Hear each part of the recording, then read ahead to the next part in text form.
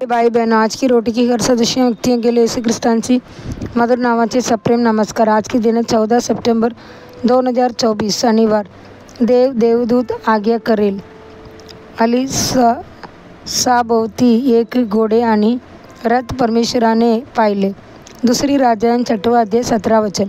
देवाने एक देवदूत आज्ञा केली।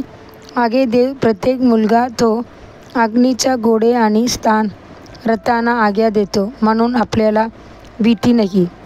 एकदा साधू सुंदर सिंग गेले स्वातिक कार्यासाठी तिबेटच्या एका गावात। गावकऱ्यांनी त्याला नाकारले आणि त्याला पाठवले। ते होते उशिरा संध्याकाळी आणि कटवटपणे दंड तो राखण्यासाठी एक ठिकाणी भटकला। रात्री आणि एक गुहा ओलांडून आला। जेव्हा त्याला झोपायचे होते तेव्हा तो त्या क्षेत्राकडे जाणारी भयंकर मेंढी, कीटक, तलवार आणि प्राणघातक शस्त्रे शोधत होता। साधू सुंदरसिंग ताबडतोब त्यांचा मृत्यू करण्यासाठी त्यांचा उद्देश ओळखू शकला।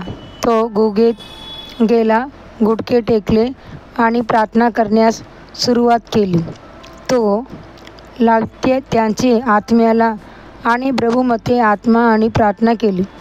त्याने अर्धा तास प्रार्थना केली असेल, परंतु कोणालाही गुहेतून बाहेर काढताना तो बघू शकला नाही। त्याऐवजी गावकऱ्यांनी त्याचे घरी परत येताना पाहिले। त्याने खरंच केलेल्या गुहेत रात्रीच्या झोपण्यानंतर त्याने देवाचे मार्गदर्शनासाठी प्रार्थना केली। जेव्हा तो गुहेतून बाहेर आला तेव्हा त्याने गावातील लोकांना पाहिले पुन्हा त्यांच्याकडे येत आगे मोठ्या संख्येने, पण त्यांच्या हातात शस्त्रे नव्हती। साधू सुंदरसिंग घाबरले तरी सुद्धा त्याने स्वतःला देवाची इच्छेला समर्पण केले।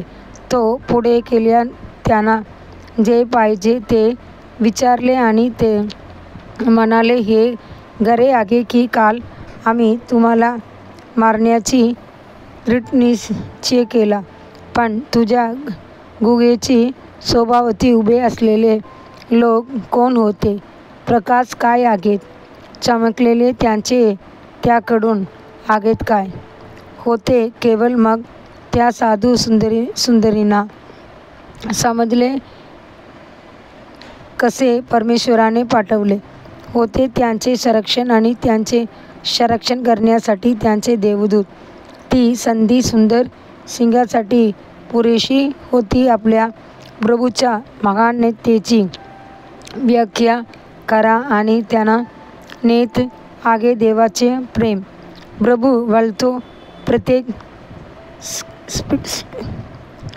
स्टेपिंग स्टेशनमध्ये अडथळा मृत्यू। साधू सुंदरसिंग यांनी ज्या परिस्थितीत जाऊ घातली होती ती प्रभूसाठी आत्मा मिळविण्याची एक चांगली संधी बनली।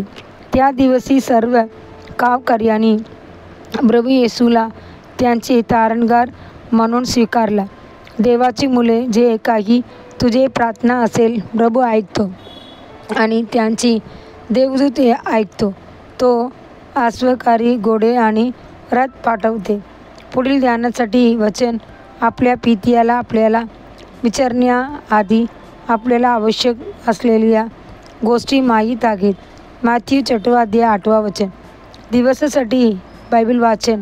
सकाळी नीतिसूत्र 19 अध्याय 20 अध्याय 21 अध्याय। संध्याकाळी 2 कोरिंथीकर 7 अध्याय। धन्यवाद।